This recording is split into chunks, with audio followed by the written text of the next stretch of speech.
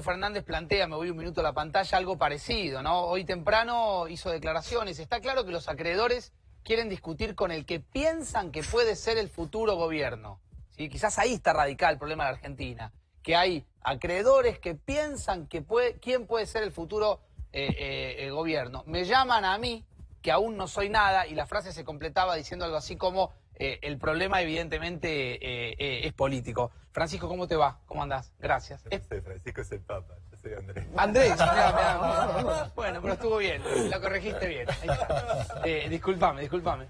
¿Qué pensás de esto? La frase de Alberto Fernández. No, yo pienso que a veces invierte el orden de prioridades, ¿no? Que tiene que ver con la capacidad de lobby. Hoy hay mucha gente que está atravesando una situación difícil, de pérdida de puestos de trabajo, de situación que muchas familias no están ni siquiera pudiendo alimentarse dignamente, jubilados que no pueden tener acceso a los medicamentos, hospitales desabastecidos, escuelas que no tienen las refacciones que deberían tener. Y esa situación de gravedad que se está dando en el marco de una crisis económica, muchas veces pasa invisibilizada por el lobby del interés de grupos que tienen mucho poder económico, que está bien, defienden sus intereses con una lógica que nadie le puede discutir. Claro. Yo compré un bono, esto, lo otro, gané, perdí, y hacen valer sus intereses. Ese interés del mercado a veces está sobredimensionado en términos de la importancia que tiene que tener para nuestra sociedad. Y la democracia, por suerte, refresca eso. Y como un hombre vale un voto, cuando van y votan, los intereses de la gente que no llega a fin de mes, que está con el trabajo en riesgo, que está viendo cómo alimentar a sus hijos o cómo acceder a los medicamentos, se hace valer. La democracia votó por un cambio en un modelo económico hacia la producción, hacia el empleo, la redistribución del ingreso. Ante eso, los lobbies, los intereses de mercado, quieren condicionar la democracia, presionando a través de corridas cambiarias, a través de presiones económicas, que le echan la culpa a Alberto Fernández, hablan de la desconfianza del mercado. A mí me gustaría que publiquen la lista de los que están comprando dólares. Nos encontraríamos con sorpresa, nos encontraríamos que muchos de los desestabilizadores son sectores cercanos al actual gobierno que están haciendo las valijas llevándoselas. Y esos después, que publiquen la lista, a ver quiénes son los grandes compradores de dólares de los últimos meses. ¿Por qué no la publica el Banco Central? La información está. Nos llevaríamos una sorpresa, ¿eh? Nos llevaríamos una sorpresa cuando veamos los nombres. Son muchos de los que la hicieron durante estos 3 años que se la están llevando. Y esos son los desestabilizadores. Entonces, el problema no es la democracia, que la gente defienda sus intereses, sino que el problema es haber generado un modelo económico que pone todas las variables económicas a la condición de los sentimientos de inversores especulativos internacionales. Que un día para el otro dicen, me las tomo y desestabilizan toda la economía. Eso no es algo natural. Eso fue creado en 3 años.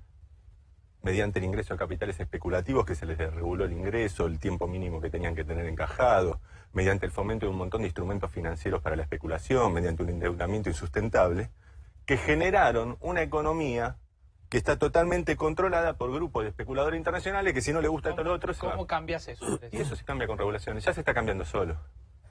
Se está cambiando solo por la propia estampida que genera la caída de este gobierno, genera una estampida de estos grupos de especuladores que están generando su propio desarme de articulación, porque hoy ya hay restricciones cambiarias, ya hay regulaciones, o sea, por la propia situación que es inviable, que todos se la quieran llevar de golpe, porque la Argentina no tiene toda esa plata. Acá se montó un esquema especulativo, a vos te pagaban con la guita que le pedían a otro, ¿entendés? Entonces la bicicleta andaba porque iban pidiendo guita prestada y con eso le pagaban a lo primero que la pusieron. Y todos los días aparece como una nueva. Claro. La semana pasada... Se la quieren tomar todo y no está la plata, porque todo esto era una mentira financiera. Me permiten hacer una aclaración. Dale.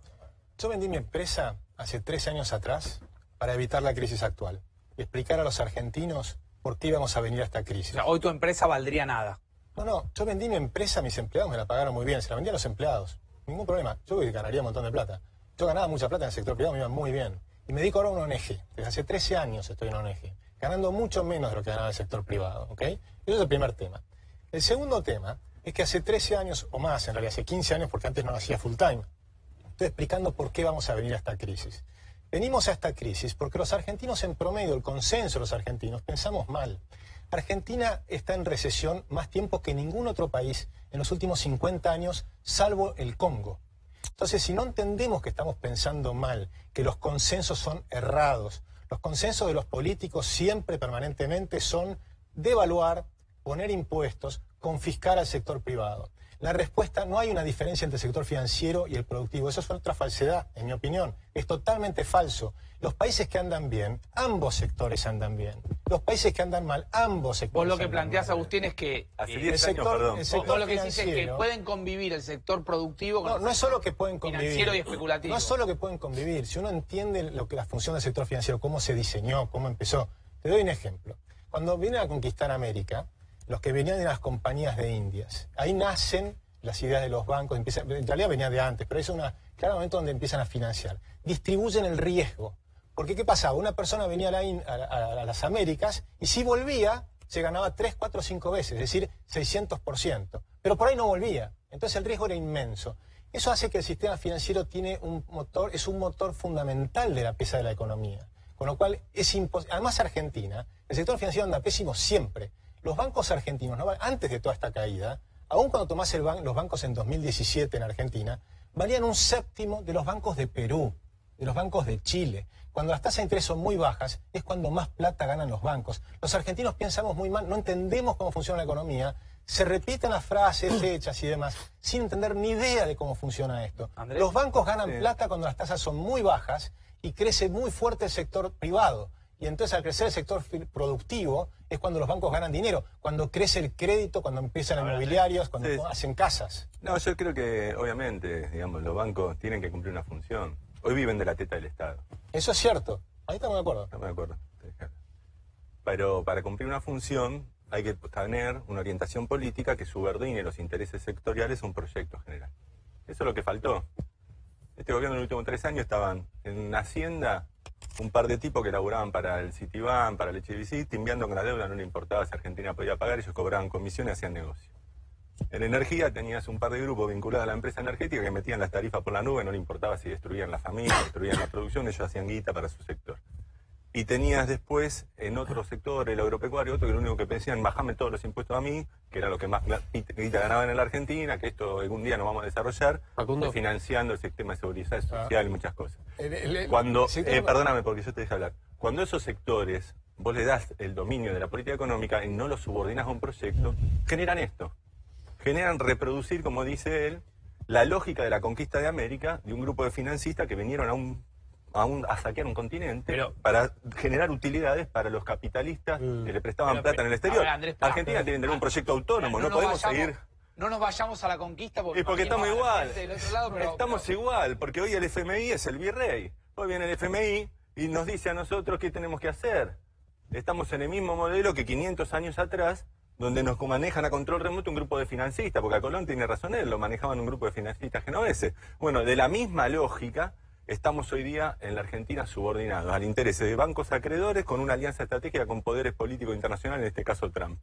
En el mismo eje que estaban en su momento la corona española con el grupo de financistas genoveses, y nosotros tenemos que un día asumir la defensa de nuestros intereses económicos. Hágame un punto, porque yo me hice una pregunta en este mediodía que solamente pretendía entender lo que va a pasar dentro de los próximos 3 meses y nos fuimos a la conquista. Bueno, está los muy bien, próximos está 3 muy bien, meses bien, la válido. situación va a ser muy difícil para la mayor parte de los argentinos. Nosotros nos dio una inflación por arriba de 6% hasta septiembre. Sí, segunda semana de septiembre, con impacto muy fuerte en temas de alimentos. Entonces, la situación es muy compleja. O sea, todavía la devaluación de hace un mes sigue impactando y trasladándose a precios en las góndolas. Y hay riesgo, hago la pregunta maldita, ¿no?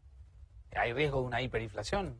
Mira, el único riesgo de una hiperinflación sería que el gobierno, en un ataque suicida, priorice sostener mecanismos de fuga y de pago de deuda a costa de quedarse con cero de reserva.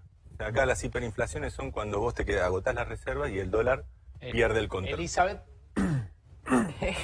Ellos lo saben más en materia económica, pero me parece que también hay que resolver primero o en paralelo el riesgo político, ¿no? Estas dudas que se generan, y creo que me parece que el último tramo de la campaña, al menos como lo estamos, si se mantiene en los términos moderados que lo estamos viviendo en estos últimos días, me parece que va a ser mucho para que lleguemos al 27 de octubre con esa tranquilidad. No sé lo que puede pasar con el tema cambiario, porque ahí sí tengo dudas. Ahí vuelvo, Agustín. Digo, Ahora, si se puede, estos Facundo, ahí controles está el se tema pueden con llegar lo a cambiario. ajustar un poco, a ver, ¿no? Claudio. Y no con lo cambiario, porque es lo que plantea, digamos, acá Alberto Fernández o Macri pueden, digamos, sacarse fotos juntos, abrazarse, pero acá lo cambiario, y esto tiene que ver, por ejemplo, el viernes vence un bono de 25.000 millones de pesos, se llama Bopomo. El Bopomo. Bueno, es, digamos, Está claro algo, Claudio, porque lo estuve viendo, creo que lo charlamos el otro día. Ahí hay que poner la mirada y el ojo sobre quiénes son los tenedores. bueno, claro, son ¿no? grandes fondos de inversión, en su mayoría. ¿Por qué ese sí y los otros Y bueno, ¿por qué ese bono no entró en el Y reperfilamiento? bueno, el gobierno tiene que dar alguna explicación de esto. ¿Por qué algunos bonos fueron diferidos para el año que viene? Otros el gobierno dice que los va a pagar el viernes. Son 25.000 millones de pesos. ¿Qué van a hacer los inversores, grandes inversores, cuando lo Van a cobren? salir al dólar. Y van a comprar dólares. Como no pueden comprar más de 10.000, van a ir a lo que se llama el contado con liqui. Claro, eso la también. brecha va a aumentar y La la brecha de contado con expectativa de liqui. devaluación va a ser mucho más grande de la que tenemos ¿Por qué? ahora. ¿Por qué? La brecha de ¿Por qué contado con el liqui bono se ese está no entra? acentuando? La mayor cantidad de esos bonos, el 40%, los tiene un fondo que se llama PIMCO. Sí. PIMCO, que es del grupo Allianz. Y ya, digo, por la información que yo tengo, es que hay varios jueces, que como Oropi, ustedes saben que son bastante tiempistas en términos políticos, que están observando bien qué puede haber detrás de esos tenedores. Es decir, si no hay jugadores muy cercanos al gobierno y que pueda haber algún conflicto de interés en ese sentido, ¿no? Sí, eso es lo que yo decía cuando que muestran el listado de los que están comprando grandes sumas de divisas. Lo mismo, acá lo que estamos viendo es que cuando se desintegra un gobierno que tiene atrás alianzas sociales, económicas, esos sectores que hasta hace poco estaban unidos empiezan la estampida. Y lo que estamos viendo es la estampida. Por eso estamos viendo la explosión de un modelo económico especulativo y el sálvese quien pueda de un montón de grupos que participaron como alianza estratégica, digamos, dentro de este gobierno, que están queriendo cada uno llevarse la plata primero que el otro. Ahora, se le pone la restricción a uno. a ver, Facundo, no, tan importante, es tan importante cómo el gobierno arma la retirada también a cómo Alberto Fernández arma el desembarco. Absolutamente. Y ahí hay ciertas preguntas, incluso en el entorno de Alberto Fernández, en qué tipo de país y qué tipo de modelo va a terminar implementando, porque es muy amplio el espectro. Vos tenés desde Grabois, después lo desacreditaron, pero diciendo que había que hacer la reforma agraria, o el colega con visiones muy académicas de la situación, y después tenés también gente cercana a Alberto, como Guillermo Nielsen, que tiene un discurso más parecido, si querés, a algunos funcionarios de este gobierno. Alberto Fernández mandándole mensajito de texto a Javier Milei, digamos. Melconian diciendo, me reuní miércoles y jueves con Alberto Fernández. Alberto Fernández salió a desmentir recién Sí. que le haya encargado un plan económico. Que le haya encargado un plan económico, pero se juntaron 2 días. Entonces eso genera incertidumbre respecto a cómo va a ser el plan de Alberto Fernández, más allá de cómo arme la retirada Mauricio Macri.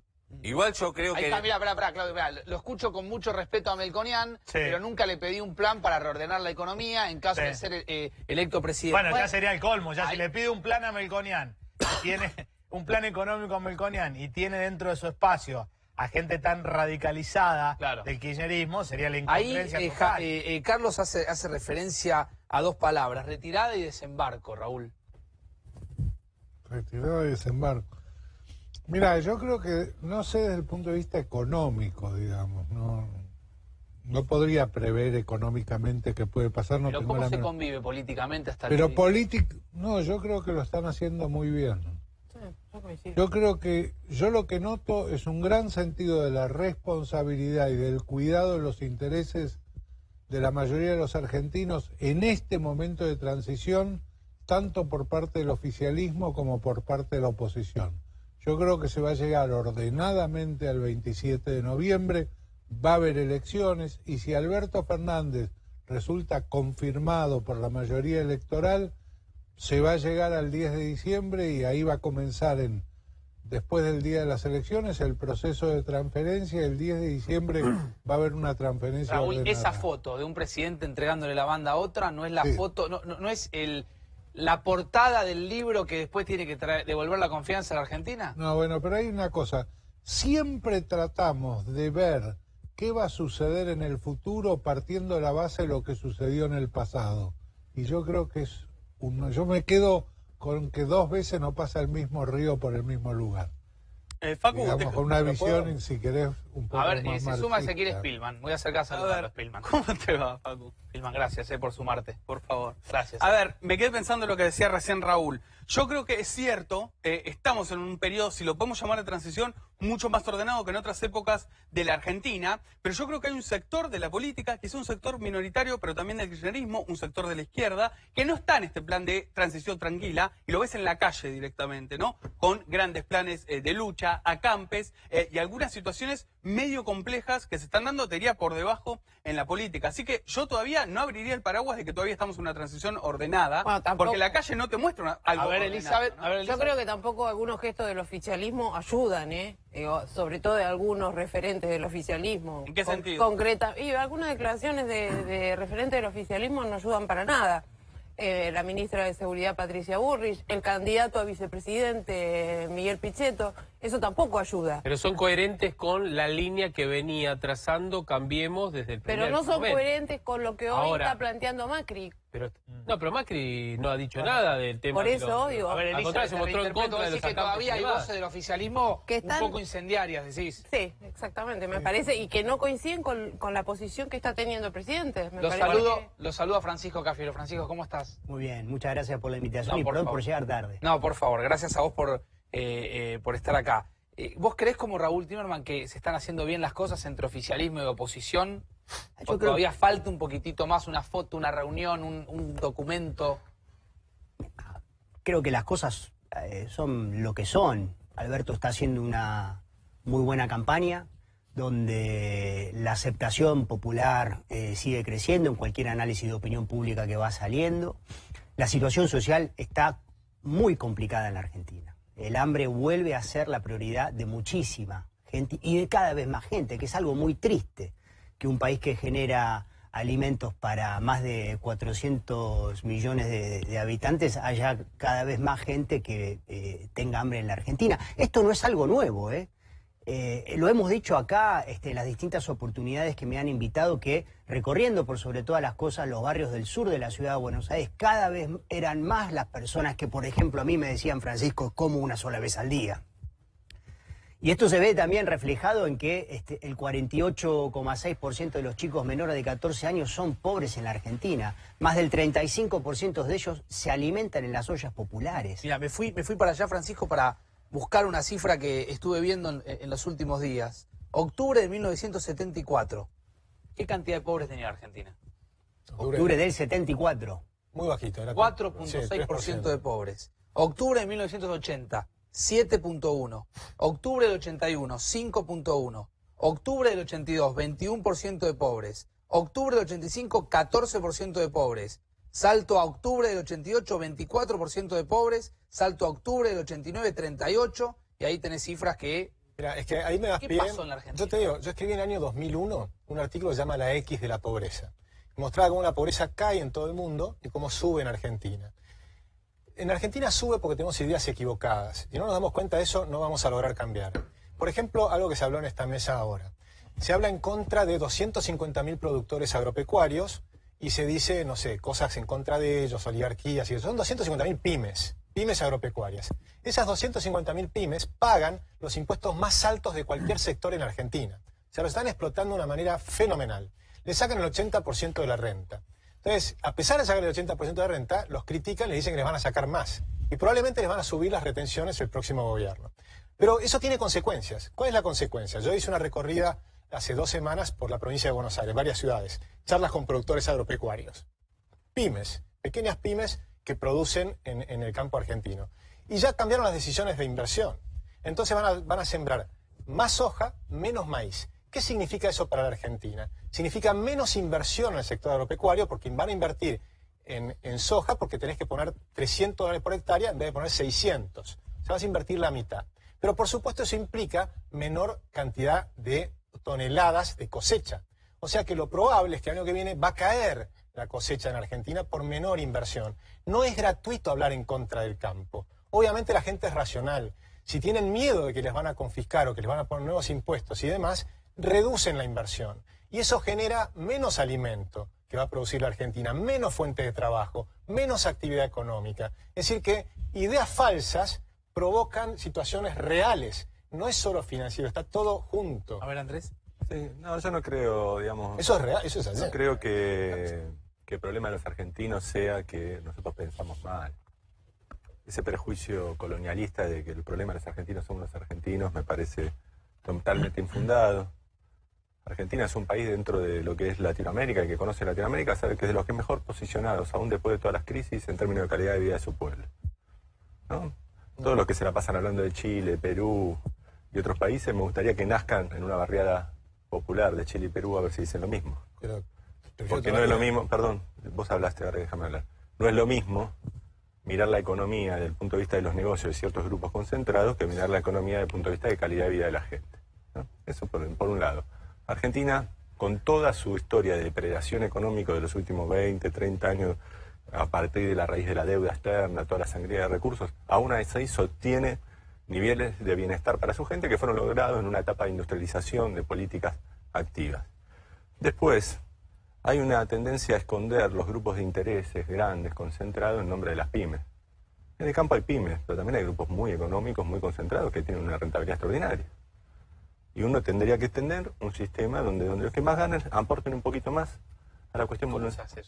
Y son sistemas, digamos, que tienen que tener la carga impositiva, teniendo en cuenta el volumen de venta. Estamos discutiendo todavía que las retenciones están completamente desactualizadas. Por eso se discutió eso en su momento en Argentina, incluso en la última etapa, si no me equivoco, cuando estaba Kicillof, se habían hecho devoluciones de las retenciones a pequeños Nada productores. funcionó de eso. A ver. No, porque cuando yo te escucho con un estilo universitario, que coincido en todo con lo que decís. ¿Te parece un estilo universitario? No, porque... no, de claustro, académico. Porque no grito como loco, si querés te grito como loco. Académico, pero de CBC, de Sociedad y Estado.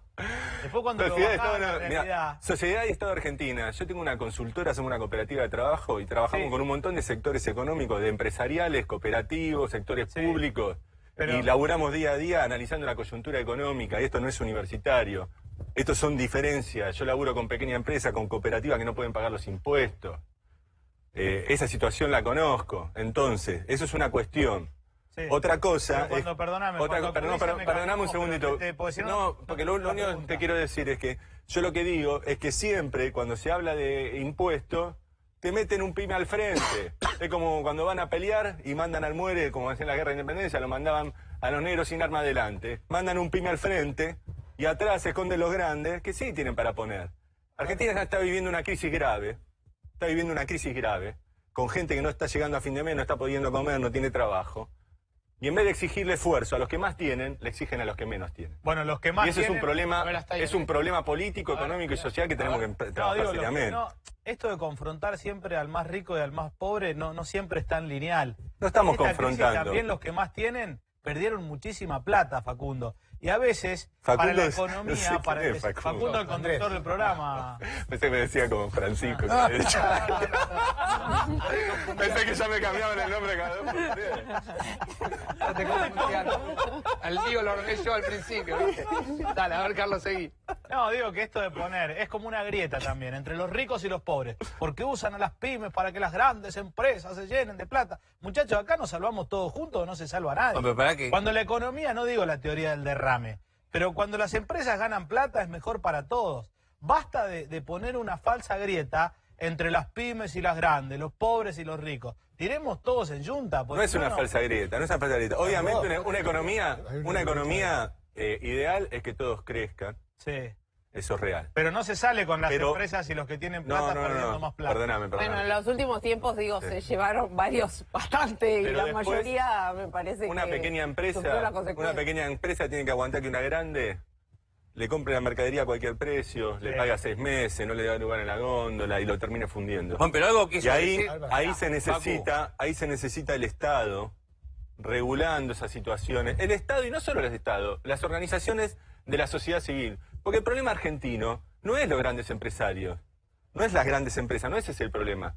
Nadie está en contra de las grandes empresas que ganen guita y la haya bien. El problema de los argentinos es que los grandes empresarios, los grandes grupos, en vez de estar pensando productivamente, están empezando básicamente como grupos de saqueo. Ahora, Facundo, ojo, Cuando que es lo vos que ves- se Hágame viene. un puntito, Cristina, acordate Déjame. que Cristina en Misiones dijo que el nuevo orden, el nuevo contrato social que se viene es aquel por el cual los que más tienen van a tener que ser solidarios con los que Sí, menos tienen. O sea, pero lo el que nuevo está orden, planteando el nuevo Andrés orden es lo que Cristina se lo va a viene. tener que discutir adentro con Alberto Fernández primero, me parece. Que Bueno, va a ser, es- va a ser para- otra discusón interna. A ver, Ahí acabo vuelvo, de decir algo. Agustín. Mirá, A21